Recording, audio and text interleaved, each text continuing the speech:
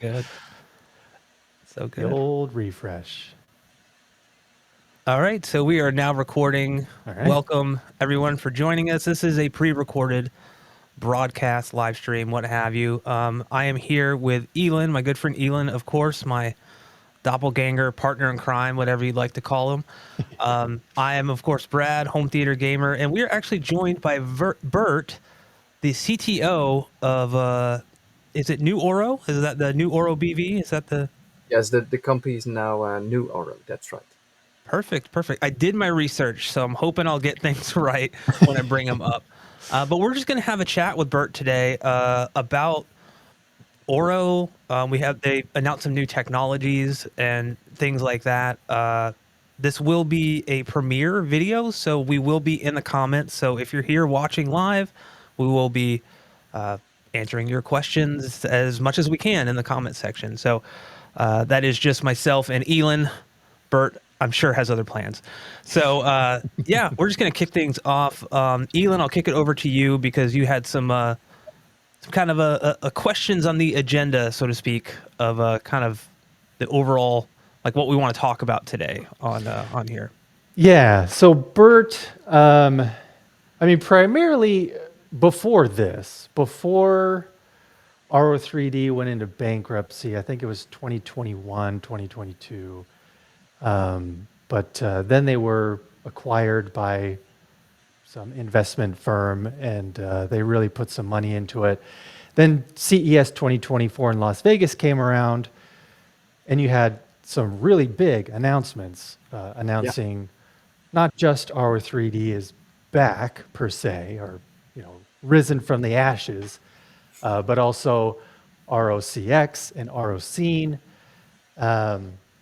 because what was announced was that because previously it was mainly Denon and Marantz, and I believe Arcam also had R3D support with their higher end AVRs like the 4700H, SR7015, SR8015, AVRs like that. But now you can get R3D in the flagship Onkyo RZ70, the Pioneer LX805, and the Integra DRX 8.4. Hmm. So how did that come about? Where now, did you have some sort of agreement with the parent company of Onkyo and Pioneer and Integra? How did that happen? Oh, so yeah, that's the typical, let's say, sales process we have to go through with all these companies. So first of all, I would like to come back to what you mentioned with the existing footprint of Auro 3D in the market. You already mentioned Dan and Marantz, which is indeed, let's say, the first company that brought our 3D integration in the AVR markets.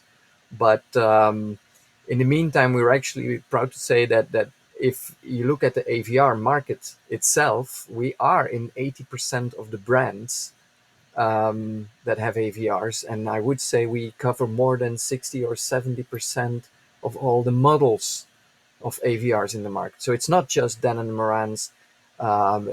It's also Trinov, Storm Audio, um, the Arkham, JBL Synthesis, and Steinway Lingdorf, you name it. So there's a whole bunch of brands, and I'm definitely forgetting some, not intentionally, but already for many years, also across the whole world, there are many devices that support this. But indeed, the latest announcement was the support from the premium audio companies, so Onkyo, Pioneer, which we have been talking to already for quite a while. Um, but also with their transitioning into a new company, the time was right to say, okay, um, let's bring Auro 3D to our devices. And yeah, we're very happy with this new cooperation, let's say, with this new partnership where Auro 3D is now also integrated in their devices, which brings, of course, the coverage again to a much larger market.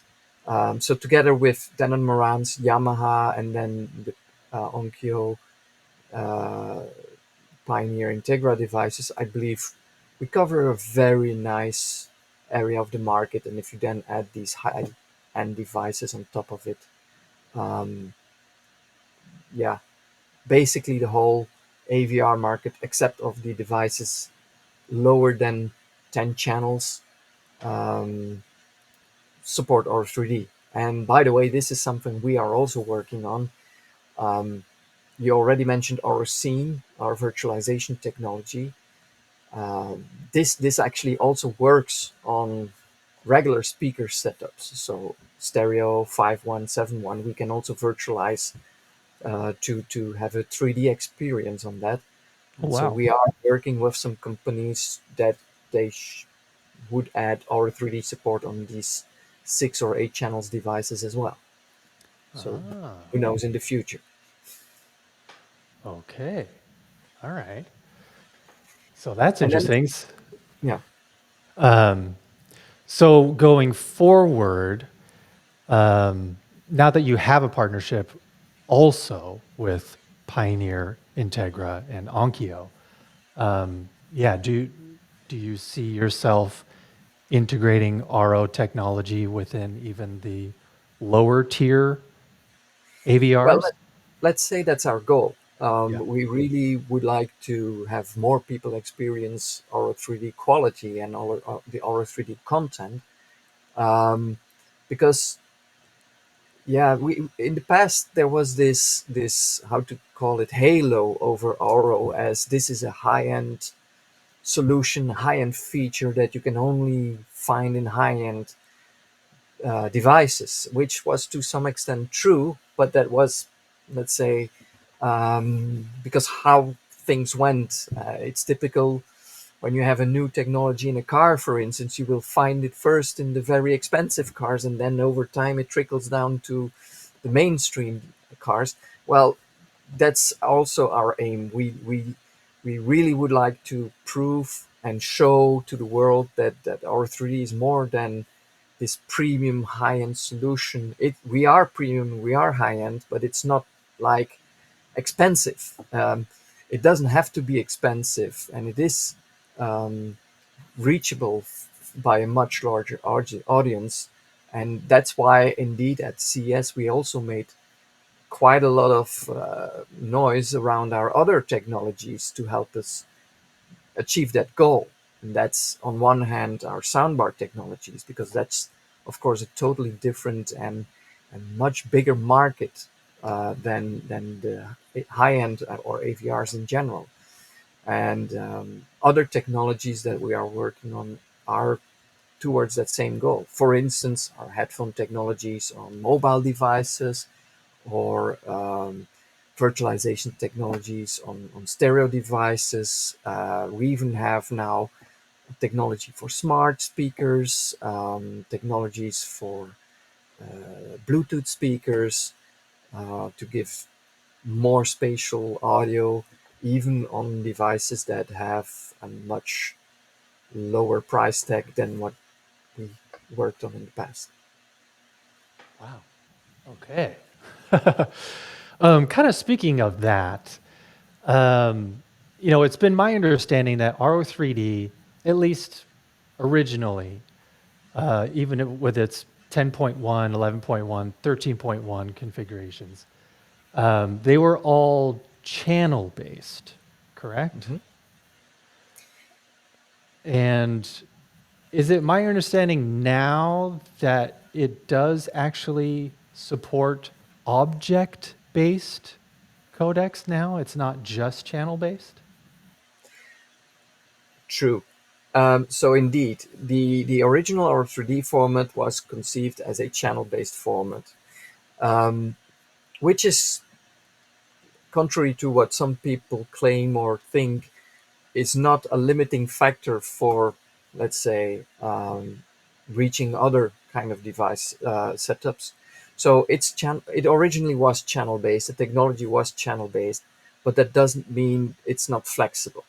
Now, that said, with our CX, this new streaming codec, we have been revising the whole idea of what do we want to achieve, what do we want to bring to the market. And Originally, Auro 3D was conceived as a immersive 3D audio format for a high-end, well, no, not high-end, for a lifelike, natural listening experience that you couldn't have with surround yet. And because we come from this recording studio background, actually, Auro 3D was conceived in a high-end recording studio called the Galaxy Studios in Belgium. Um, the background was music recording and musicians listening to high quality sound in a high end recording studio. So everything was recorded at 96 kilohertz or higher. And so that's why we also worked on trying to bring that experience that we had in the recording studio to the audience. Hence, the support for high resolution, the support for the channel based mixes as the mixing engineer was making them, and so on and so on. That was how it was all conceived and brought to the market. And then, indeed, the competition came with the answer as yes, but we have this new thing. It's called object based audio. It solves a lot of problems. I'm not going to go in too much detail, but there is some truths and some non-truths there. Um, but that said, it's all about the experience, and that's what we have been focusing on since the past few years. And bringing that experience to the audience, that's what it's about. And whether you do that object based or channel based or scene based, in fact, it shouldn't matter. It should Right. just matter how it sounds at the playback side. Mhm. So what we did with Auro CX, this new codec, which we also then introduced at CS, is we solved a couple of things that we couldn't do with the Auro codec. First and foremost, the Auro codec was and still is a very nice technology where you can embed 3D audio, immersive sound into a surround PCM audio signal. So what you then get is a 5.1 or a 7.1 PCM signal that has basically data inside that can help reveal the original 3D mix from that signal Right. by a decoder. And that's the way we could easily integrate this new experience, this new format on Blu-rays, for instance, because PCM is supported on Blu-rays. Up to 8 channels, this was already um, in the standards for a long time. Same with HDMI. We didn't have to change any things in the HDMI specifications to get 5.1 or 7.1 PCM over the HDMI pipe and then do the decoding in a receiver that can bring this to the original, let's say Oh, 13.1, okay. for example. Now the downside of that, it's high. So it's good quality, it's studio grade, it's easy, but it's high bitrate basically. It's PCM, meaning yes, you can compress it a little bit further with a lossless codec, which basically is always done on Blu-rays. Most of the times, the authoring guys use DTS HD Master Audio as the container for the 7.1 PCM or 5.1 PCM. For streaming, we have been demonstrating this already for a few years with FLAC.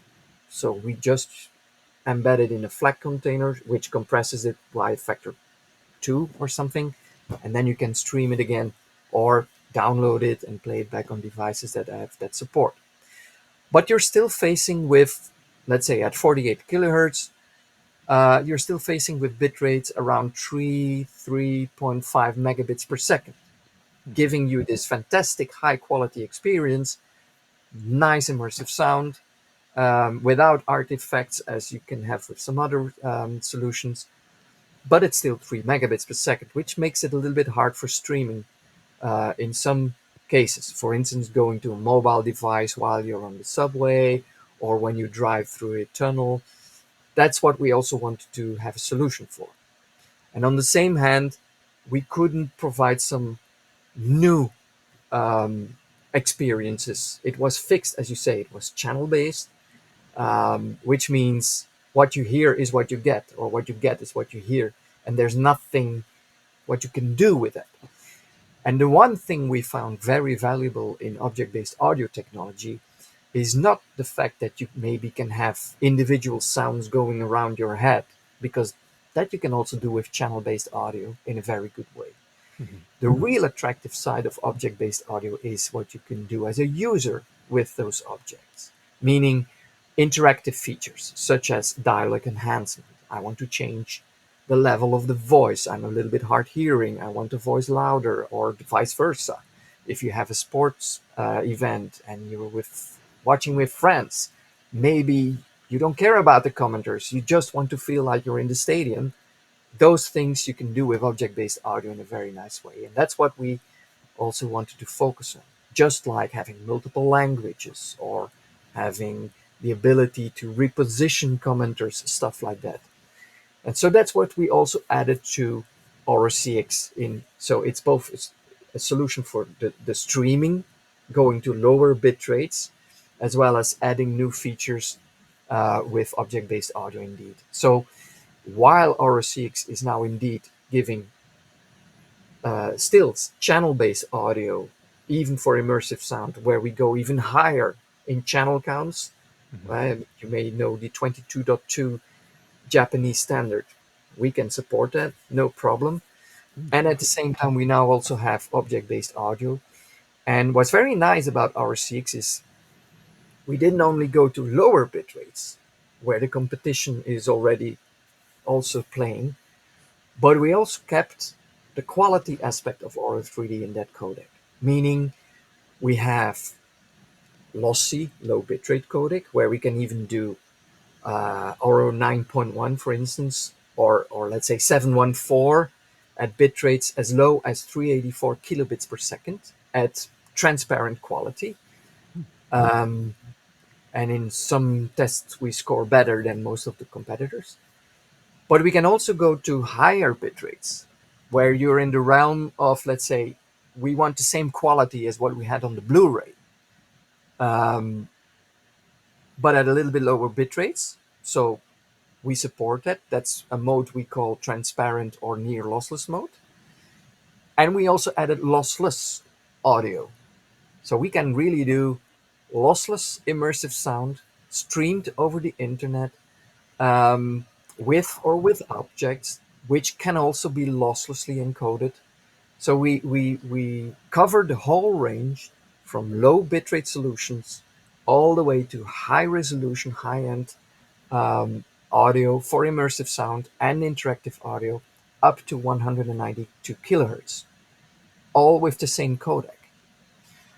So it's become a very scalable, very versatile codec with many other features, which we can discuss in this call if you wish.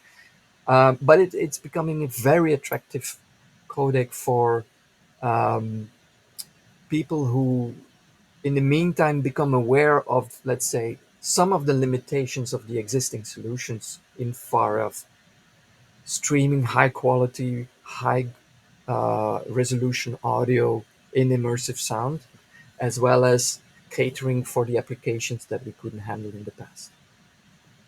Wow. Wow, Whoa. that's crazy. Like, I actually want to quote you from an article I read on acoustics. Like, you said this, I believe, Bert, yourself. Just to kind of sum up what you were just saying, thanks to Auro CX's scalable quality, content distributors have the flexibility to address multiple audiences using the same stream. A single stream can include high-res immersive audio for the audiophile community and lower bitrate mixes for a wider consumer audience. Because Auro CX is scalable, it is attractive to streaming services, which can make a single stream upgradable for premium services. This is a powerful technology. That right there, that single stream that kind of encompasses from the lowest bit rate possible that you can achieve and still have decent quality, all the way up to like you were saying, like basically like lossless, like audiophile grade, like in one single stream, and that is the only thing that the provider, the streaming provider, has to have. Like Yeah. that's pretty big in my opinion. Yeah. Yeah, so we believe that too. We made it very scalable. So um, there's different scenarios that we can now support. And so you can indeed, as a streaming service, decide to create multiple encodes of the same content at different bit rates and then provide, depending on, I don't know, your subscription level or other methods, I don't know, you can provide another link for a different quality. But what we also added is indeed this scalability feature where a content creator doesn't have to be bothered at all times with encoding these multiple versions. Hmm. So, for instance, you could imagine that you play back on a small stereo device or a TV with the, I would say, state of the art technology for a long time. You really, if you had to either create a separate stereo stream for those devices, or you had to stream the full mix, decode the whole thing, and then either downmix or render it for that stereo device. And Right. that's actually what our competitors would like to push. It's like you send over the big thing and then we make it smaller for you. Right. Well, with Seeds, we actually embed different layers, I would call it, for different kind of playback scenarios. So there is a stereo layer inside, as well as a surround, as well as a 3D, and maybe even more. And Wow. depending on the playback scenario, it will just take out of the stream what it needs, combine it, and then create the result. So instead of making something big smaller, we actually make something small bigger, if you get my grip. Hmm. And this indeed makes it far easier for content creators to cater in a very controlled but in a very precise way what the audience will get at their playback scenario, whether it's a smartphone with binaural audio or whether it's a TV, a sound bar with maybe 5.1 surround speakers on top of it. It doesn't matter. This codec really can cater for different scenarios. And on the other hand, the same thing can be told about sample rates. So the same stream could contain all the information for 192 kilohertz high resolution audio, but on a smaller device, it just will decode to 48 kilohertz and not bother about the high resolution stuff, which makes it attractive for instance, battery life. You don't have to decode a big thing and make it smaller. It's just very efficient and also very controlled. Wow.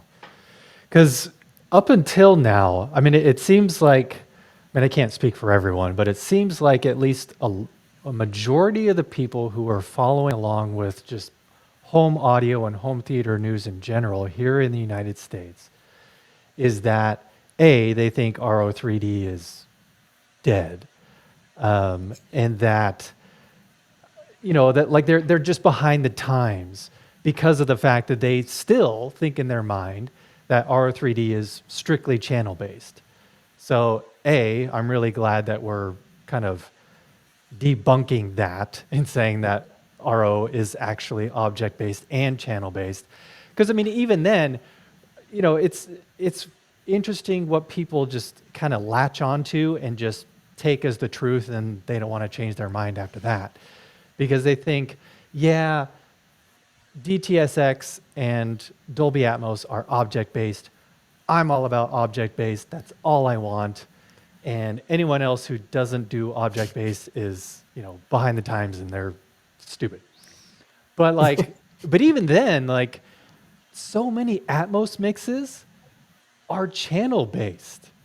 Like Exactly. they're not dynamic at all. They're very static mixes where only the audio is coming out of particular speakers, and it's just the occasional object that might move around maybe for a few seconds in a particular scene. Exactly. So I just wanted to stop that stigma because, Dolby Atmos and DTSX aren't perfect either. They're just wildly popular, or at least Dolby Atmos is obviously king right now when it comes to home audio and immersive audio. But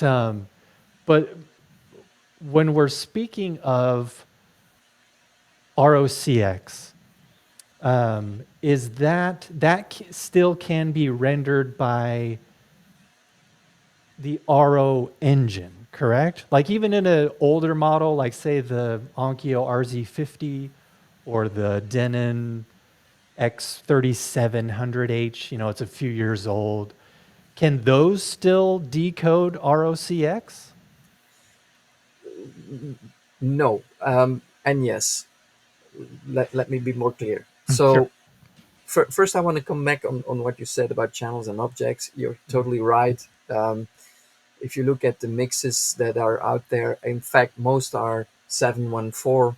Even in the studio, they're mixed as 714, and then they make kind of virtual objects or fixed objects or static objects or whatever you want to call them, because that's what the codec needs to be able to transport it. And that comes with all kinds of artifacts that actually you wouldn't like. So that's the reason why we still would say actually channel based mixes are great.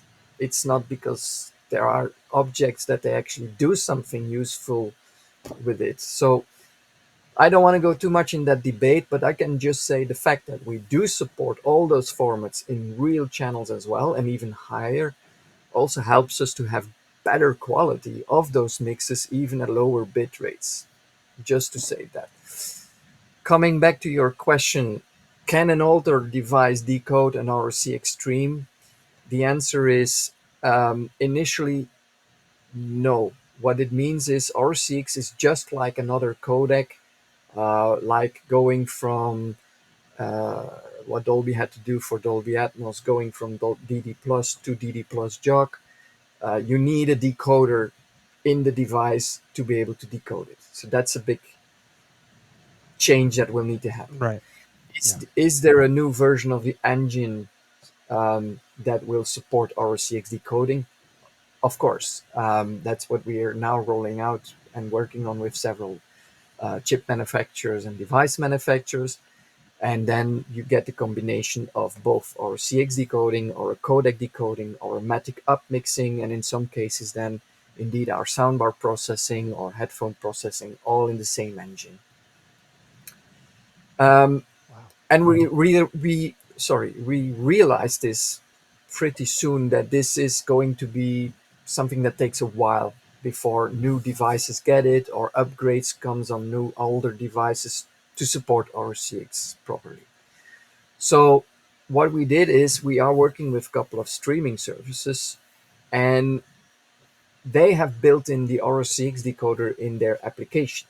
And so if you have a set-top box like an Android TV, an NVIDIA Shield TV, for instance, that has the ROCX decoder so that it can take in the ROCX streams, we build in a real-time transcoder from an ROCX stream to an Auro codec encoded PCM signal that can go out on HDMI. And then when you send that to any existing AVR with an Auro codec decoder, you get the full mix again.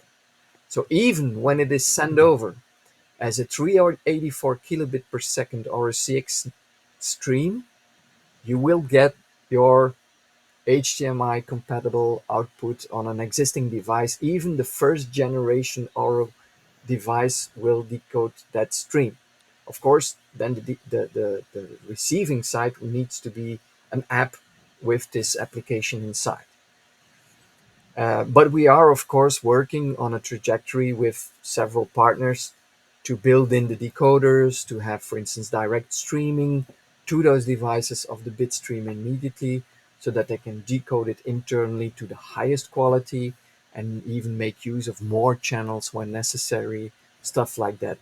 Um, but it is not going to be a limiting factor for users if they have an existing device and they use a streaming service that is using RCX. If they have an NVIDIA Shield TV and in the future some other um, fairly cheap set-top boxes, I would say, um, then you can immediately enjoy that content also in immersive sound and in the Auro 3D formats at the quality of Auro 3D. Is it still, um, are you not able to reveal the streaming platforms that you're working with quite yet? There is one that was already announced also at CES that's called Artist Connection. Artist Connection is a, I would say, white label streaming platform. So as a content creator, you can put your own content in what they call a studio. So you, as a content creator, if you create Auro 3D, you can put your content on that streaming service, on the platform, and then you can immediately stream it to all the um, devices, including mobile devices with our binaural rendering, Oh wow. um, including now the set-top boxes. We have support on the NVIDIA Shield TV and we are working on Apple TV and others as well. So Artist Connection is one. And actually this weekend, there was the High-End Munich show in Munich, where a new streaming service was announced that will make also use of this Artist Connection platform called Pure Audio.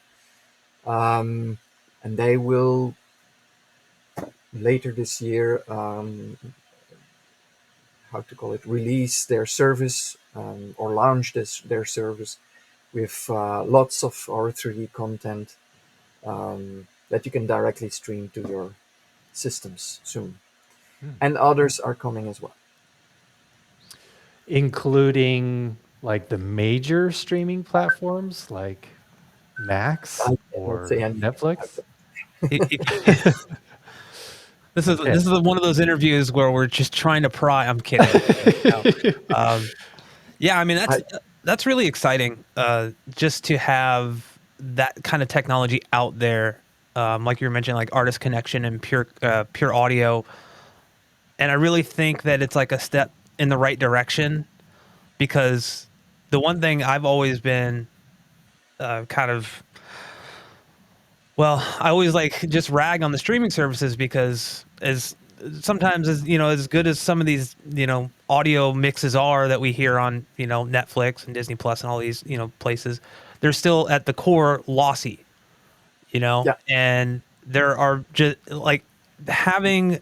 I still go back to the whole scalable aspect of Oro CX also as a consumer because knowing that like if I like maybe upgrade my system to something that supports this and then maybe one of these streaming services has like a premium tier that's like audiophile grade, we'll just say I can upgrade to that and I'm no longer having to worry like I'm not getting the best quality. Like I know that it's there for me when I'm ready.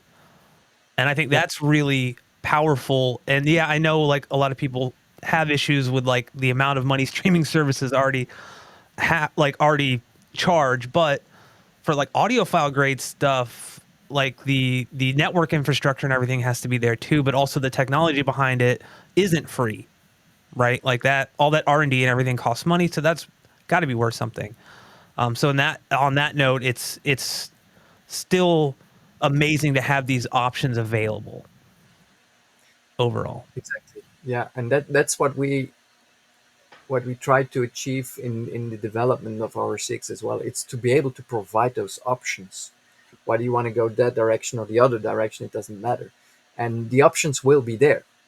Um, and a very important aspect there is indeed this high quality because, uh, especially in the music community, you feel there is indeed this feeling of, yeah, but I don't get the quality in my home that I was expecting. Right. Don't some producers and mixing engineers really are shocked sometimes that what they hear in the recording studio, which is often amazing, just doesn't arrive at the homes like they hear it. And our aim is to really, even at the lower bit rates, to provide that experience as they have it in the studio and possibly at a high quality, high resolution as well. And we also focused on the live aspect there.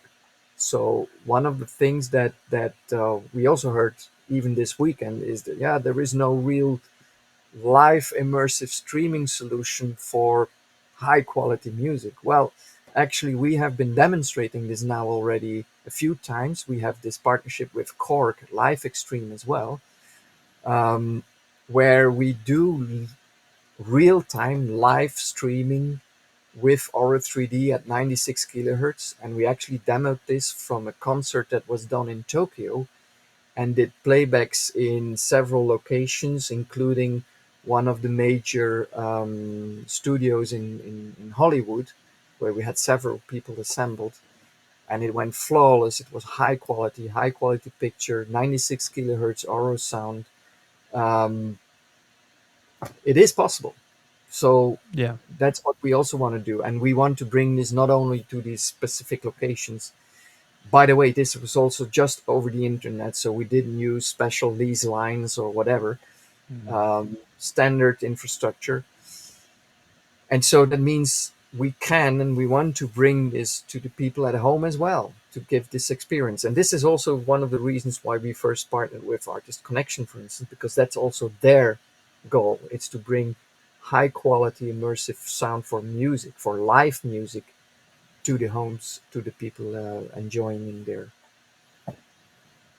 private spaces. Wow. Okay. So, as far as compatibility is concerned, let's say just hypothetically, because Netflix was the first streaming platform that adopted Dolby Atmos, right? So let's say, because in order for me to experience ROCX in its fullest capabilities, I'm assuming the show or movie that I'm watching will have to be encoded in ROCX. I would have to have an ROCX compatible device like an NVIDIA Shield TV. And I would have to have an AVR that had the latest RO engine. Mm-hmm. So those three things, the streaming platform in ROCX, the device ROCX, and the AVR ROCX. Is that correct? Do I have to have all three of those things to make it work? Um, for the scenario that you're describing, which includes video, I would say yes. Yeah. If it's about an audio only scenario, which we actually are more focusing on at this point in time, for music, Hmm. the answer is not always. You could do with the two. Basically, if Artist Connection, for instance, as the example again, they are working with a feature called AC Connect, which is similar to Spotify Connect or Tidal Connect. Basically, it would mean that if you have such a compatible device with an RCX decoder inside and AC Connect, you could just start the stream from your phone and then play back on the device without the need for anything else. So Oh, there's different scenarios, and again, I want to emphasize this ability. There is this great solution with the Auro codec transcoding in between. Sorry, that kind of bridges this time where indeed devices will be upgraded to have an RCX decoder in the future. Well, near future. right. So the announcement at CES where the flagship Onkyo RZ70, Pioneer LX805, and Integra DRX 8.4, I mean, those you can already purchase those, but is the RO engine currently in them compatible with ROCX, or will there be like a firmware update? This could be a firmware update. We are not going to be the deciding factor there. This is, of course, going to be Onkyo, Pioneer, etc. But theoretically, it could be a firmware upgrade, which is also true for the other devices in the market, of course. But Right. the implementation per today is the what let's say the version without RCX. It's our codec, it's aromatic, and so on. That's inside. Yeah. Okay. And speaking of aromatic upmixer, um, I remember that was actually a question somebody asked when I let my audience know that we were going to have you on as a guest. They were asking about the aromatic upmixer in a way where since Auro is now including objects in their codec, if you were to take a Dolby Atmos mix, like say a 4K Blu-ray or streaming, whatever, and you had an AVR with an aromatic upmixer in it, would those objects still be objects, or would they be turned into channels? I don't know. Am I asking that right? Yeah, I know exactly what you mean. So there's different implementations, I would say. So most devices that have Auro 3D, when you turn on Aromatic and you're actually playing back a Dolby signal, whether it's from a Blu-ray or from a streaming, it doesn't matter. You're actually playing back the 7.1 or the 5.1 bass stream, and Right. that's the one we upmix. So we start from the 7.1 channel-based version and then do the upmixing. Now, in the Yamaha devices, which came on the market more than a year ago, I believe, we already introduced um, upmixing on a what we call alternative immersive format.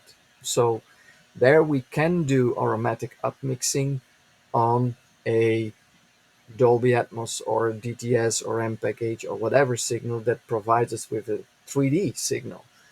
Um, in fact, in those scenarios, it would be in an intermediate render to, for instance, 714, which we then do a further upmix on. But it means that if those objects are moving around in 3D space, we keep that intact. So in that sense, the objects are still kind of objects, but they are rendered to an intermediate channel-based format, which is basically what needs to be done to be able to do this kind of processing. Right. The other way, the third solution is something we cannot do, which would basically mean we get the objects and the object-based information and do the rendering ourselves after we do the upmixing, which is something, of course, nobody will accept from a legal point of view, etc. Right. It would be great, and it's something we can do um, with CX and Aromatic. It's not on the market yet, but it's something we are working on to make that combination even better. But in fact, yeah, we also believe that if a 3D mix is really made well, um, this intermediate step is just fine. Okay. Oh man. So to actually kind of go back a little bit, Elon was talking about having, needing basically all three devices supporting, Oro CX, what have you, to be compatible.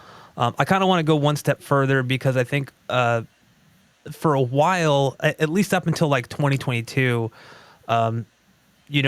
everybody looked at the Oro speaker layout and said, well, that's not going to work for any, if I'm watching a Dolby Atmos movie or DTS X movie, that's not really going to work for that. Like neither of those use the voice of God speaker, things like that.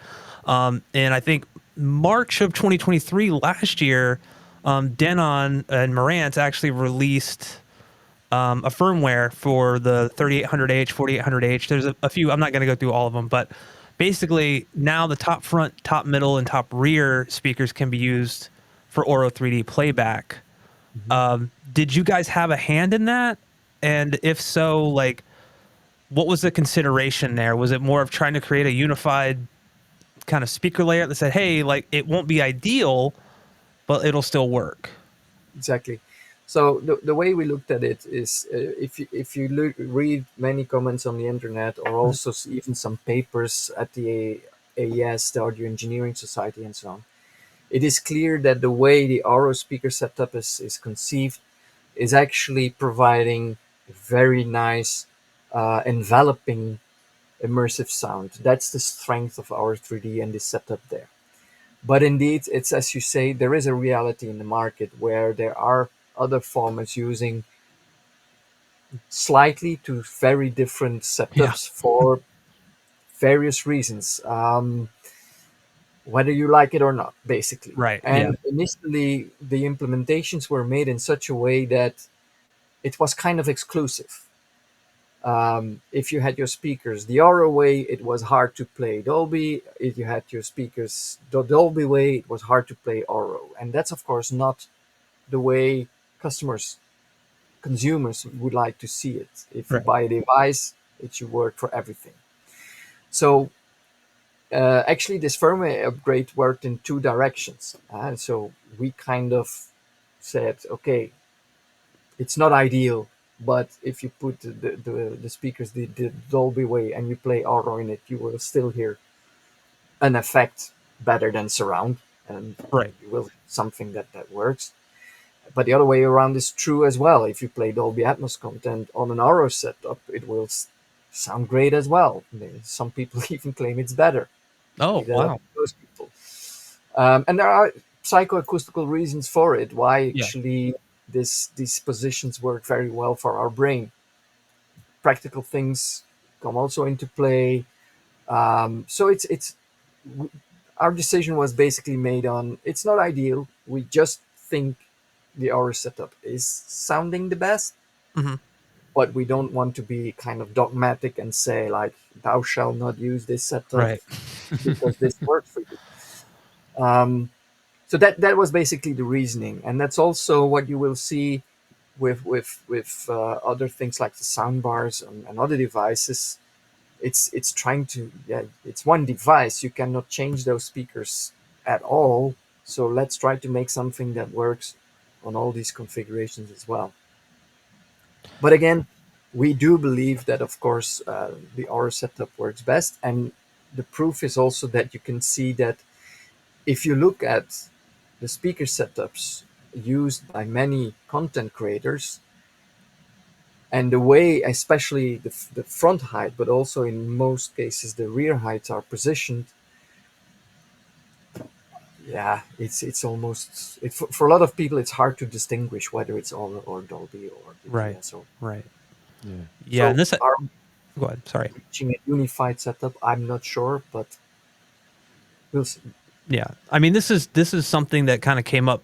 I think the a live stream we did in the past and or last week or the week before, and that is there is a what I've seen in the community for like speaker layouts for Dolby Atmos.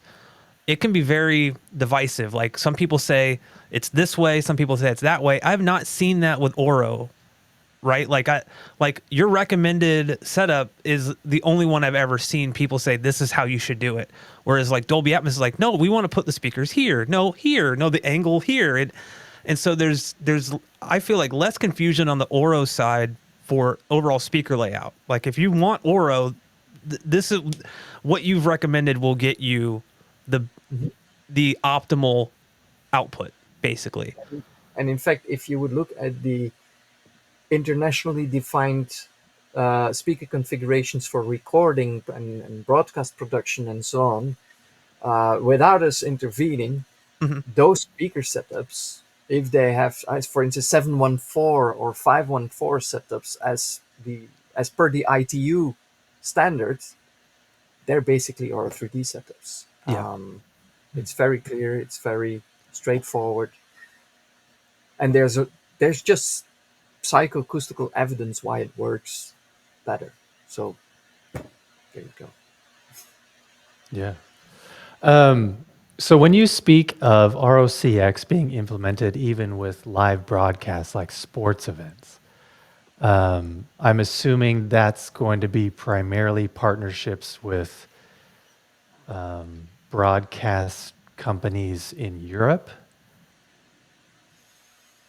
I That's imagine that's probably not going to come over to the United States anytime soon. I cannot speak for that at this point in Oh, time, okay. but I would not disclose the US. So no, I think since it's all about streaming nowadays, Mhm. and it's not as hard linked to international standards as it used to be, it's up to the streaming services to decide what they do, and that means they could decide to use Auro. Why not? Okay. And then kind of piggybacking off of that, um, at least right now, to get a native RO3D Blu-ray or 4K Blu-ray, I have to import it from Europe. Hmm. Are there any talks in trying to expand that market to actually have native RO3D 4K All the time, Blu-rays in United States? all the time. But it's very hard, I have to say. Yeah. And it all has to do with the rights, the distribution rights, and yeah, for some reason we have a harder time in the US than we have in some parts of Europe. Um, I'm always a bit saddened when I read comments like "There's only one Blu-ray with Oro." Well, we released 15 only last year, but I have to admit they're more locally oriented because of the whole rights, the whole distribution rights, the copyrights, which is typically for movies.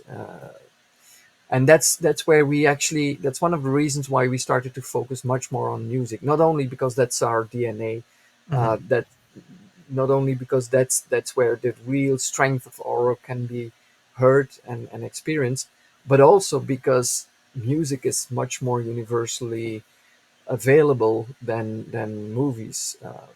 There are some regional rights here and there, but most musicians and most labels just want to have the content available worldwide as soon as possible, and so Right. that's something we, yeah, we rely on, as this is a much easier way to get Oro in the world with streaming and music. We're not hampered by these legal rights stuff, which makes our life a little bit harder than we would like. Right. Right. Yeah. So many hoops to jump through for sure. It's not only Um, about technical stuff, unfortunately. yeah. The technical stuff I know. It's the legal stuff that's always fun, right? Oh, always. It's yeah, never. To kind of switch gears here, I know we're coming up on about an hour, so I don't want to keep you too long, Bert. I appreciate it. And I know you're a busy guy, so thank you for taking your time out of your day to talk to us about this. I kind of want to talk about Oro scene a little bit. Mhm. You know, as much as I love having all of my speakers set up in my theater, it's not a reality for most people, right? They have a multi-purpose room. It might be a living room with a sound bar. They might have to watch stuff on headphones at night to, not wake up their kids or bother their significant other, what have you. Can you talk a little bit about the development of Oro scene, like why that was important for you guys, and yeah. Well, exactly for the reasons that you just mentioned, we do have quite a lot of fans out there that are like, yeah, I mean, great experience, but I don't have the space or the money to put 9, 10, 12 more speakers in my room, and I'm not willing or not allowed to rebuild my room or whatever. So, um, although it took a while, we knew that we had to have a solution for sound bars, especially to have an alternative there. Hmm. Um, Luckily, I also have a background in soundbar development. Actually, before I started in at Auro 13 years ago, I was a developer at Philips, Okay. where I actually worked on the Ambisound soundbars 15, 20 years ago. Oh wow. So that background really helped us to develop technology that could be used in a very wide range of devices, and we've shown it already for quite well, a number of years now to potential customers of ours, which are the device manufacturers. And I would say keep an eye on the news in the coming period for soundbars coming to the market, because it is something we want to pursue. I already mentioned in the beginning as well. we want to get Auro to a much wider audience, and our scene is a crucial part in that, not only for soundbars, but again, also for these smart speakers. So one single unit devices that do provide a 3D experience, Bluetooth speakers, TVs that only have two speakers. We still want to provide an experience that we feel is worthy of being called immersive in the R3D format. And yeah, we have very good talks at this point in time. And I would say look at the news in the coming months or so. Very cool. Very cool. I know with Dolby Atmos and DTSX soundbars currently, they'll have, you know, three drivers in the front firing forward and maybe a couple drivers on top firing audio up towards the ceiling. Is that the same with Auro soundbars, or is it all virtual with just two or three speakers firing forward and yet you still get a sense of height immersion? Yeah. So our technology actually is made so that it actually supports all kinds of setup. So we started out indeed with a 512 setup, just like, let's say, the main setup used by other technologies. So LCR, two side firing, two up firing. Um, that is kind of for us the middle ground. It's our main configuration that really works well and that makes use of different kinds of techniques to give you this virtual experience, including things bouncing off the walls and the ceiling, but much more than just that. But we can go down to stereo. We can, using this technology, we can omit the side firing speakers, or we can omit the height firing speakers, have no center speaker at all. So we can have a 2.1 soundbar and still have a very nice 3D sound field. Is it different? Of course, it will not be exactly the same as the 512. Although I have to say, in some of the listening tests, we were sometimes doubting which one was now turned on. So it was so convincing. Wow. Yeah. And we also end up to the other side of the spectrum to higher systems, which include, for instance, surround satellite speakers on top of what you have in the soundbar. And those satellite speakers could then also have up-firing speakers, or what we also now support, and I think this is unique to our scene technology, is these satellite speakers. You can also take them and install them as front height speakers with side firing drivers there. So that means you could have a potentially real LCR plus two front height speaker system that produces the real sound as if you have real speakers, and then the additional speakers and virtualization technology to provide you the surrounding and virtual height surround experience on top of that. So we can go all the way from 714 setups down to stereo with this technology, and it depends on the manufacturers what they actually will be using. But currently, there are no soundbars or smart speakers available with RO yet. Yet, indeed. Okay. Did do you know? Well, obviously you do know, but are you able to say which manufacturers will be coming out with RO soundbars? Sorry, no. No. Yeah, I cannot disclose this. That's okay. So to kind of wrap things up here, I would be remiss if I did not ask, because it's actually in my channel name, Home Theater Gamer. Gaming is huge, right? Audio and gaming is bigger than ever. We have Dolby Atmos support for many games out there now. And correct me if I'm wrong, there is, I do know that the PC version of a game called Returnal that I have played does support Auro 3D natively. It's actually an option in the menu that you can select. Is that a discussion that you guys have had about kind of, especially with your Auro scene technology, because a lot of gamers use headphones, obviously, for various reasons. Has that been like a discussion that you guys have had? Hey, can we get this into more games? We used to work on that in the past more than we do now. Okay. We have a cooperation with a company from Canada called Audiokinetic. Maybe you Hmm. know them. They developed the Wise audio engine for gaming. Hmm. Um, they support Auro 3D already for, I think, almost 10 years now. And also in that environment, our headphone technology is built in as one of the possible plugins.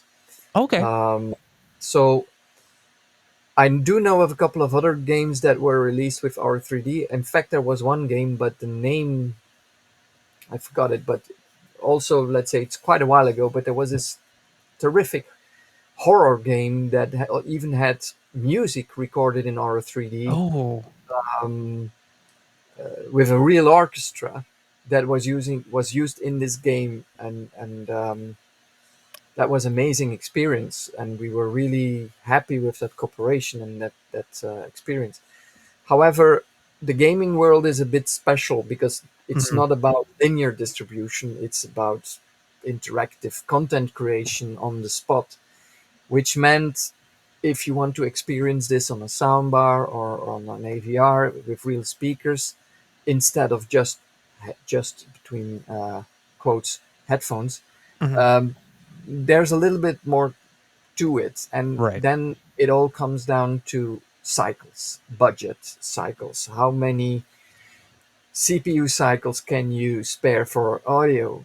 And as you can imagine, we always lose that game compared to ray tracing for 3D rendering Right. and Right. 60 for 120 frames per second Yeah. or all that Or stuff. higher. It's, Yeah. Even. Yeah. and that it's fantastic what they can do, but unfortunately, the truth is audio hardly ever wins in gaming as far as the development budget is concerned. Right. I did hear an interesting podcast just yesterday about audio only gaming, so that there is definitely an area there that is further to be explored. But you cannot do everything as a small company as we are. So we Right. decided already a while ago, like, okay, we have this, it works. It is actually being used a lot more than we know ourselves because most games don't even advertise they are using our binaural technology, and we are not aware often. Yeah. Um, but we decided, okay, we need to focus, and that's where we decided to say music is what we good at. That's what we will first do, and then we might come back to gaming in the future. Awesome. Awesome. Yeah. I mean, I imagine, like you said, the it's all the render budget, right? Audio is often kind of an afterthought, unfortunately, even though it's a big proponent to most games. But yeah, it all comes down to the render budget, especially if we're talking about consoles. I feel like the PS5, Xbox Series X, things like that are much more kind of a closed system. I mean, heck, the PS5 didn't even support Dolby Atmos until like last year. So, Yeah. it takes a while for these things to get supported. Whereas Yes. PC is more of an open platform, I would say, a little easier to get into. But like you said, it's all about like the manpower. What can you afford as a small company to invest in? And right now, the focus is getting this out there for music and movies, and then hopefully, once things kind of blossom and grow, then let's dip our feet into gaming again. So I'm excited to see the future of Oro, Thank you. and how Yeah. it progresses. Yeah, me too. Elon, did you have any like closing questions or anything like that? Um, Even though you can't disclose which manufacturers you're working with the RO scene, will there be RO scene, Bluetooth speakers or sound bars that will be coming out before the end of 2024? I cannot speak for the manufacturers themselves, but it's going to be either at the end of 2024 or just in the beginning of 2025. Okay. Around that time, I would say. Yeah, yeah. Okay. And And maybe earlier, but again, I cannot speak for the manufacturers. Maybe we'll true. maybe we'll have to keep We our have eyes no on idea. Cedia. this year, CEDIA this year, right? Hint, hint. CEDIA and CES next year. We'll definitely keep our eyes open for stuff. Yeah. Yeah. Well, it's almost summer, so not a lot of companies do a lot of announcements around this time Right. of the year. Right. So. Right. All right. Yeah, honestly, I think that's all I had, unless you had anything else, Brad. No, I just want to thank Bert again for taking time out of his day to join us. I loved having this conversation, getting the word out on Auro. I really want to see it like expand exponentially. I think there's room for everyone here in this industry, you know, Yeah. and you never want a monopoly, right? Competition is always good. It's always good. It kind of progresses technology forward in a way that you might not even think is possible today, but tomorrow. I'm starting to sound like I'm like I don't know. This is turning into an advertisement. I couldn't agree more, by the way. Well, thank you. Are you guys hiring? I'm kidding. Well, thank you again, Bert. This has been awesome, guys. Leave us some comments down below if you're watching on my channel or Elon. Let us know any further questions that you may have had in the comments because we're going to be premiering this as well, but also in the comments below because yeah, I really enjoyed having this conversation. Hopefully, we covered a lot of topics that you guys kind of wanted to know. I know I've had my questions answered Same. here. And yeah, thank you again, Bert, very much. Yeah. Thank you. Thank you so much, Bert. Happy to be here. Thanks. All right. And we will see you guys next week. Take care. Bye.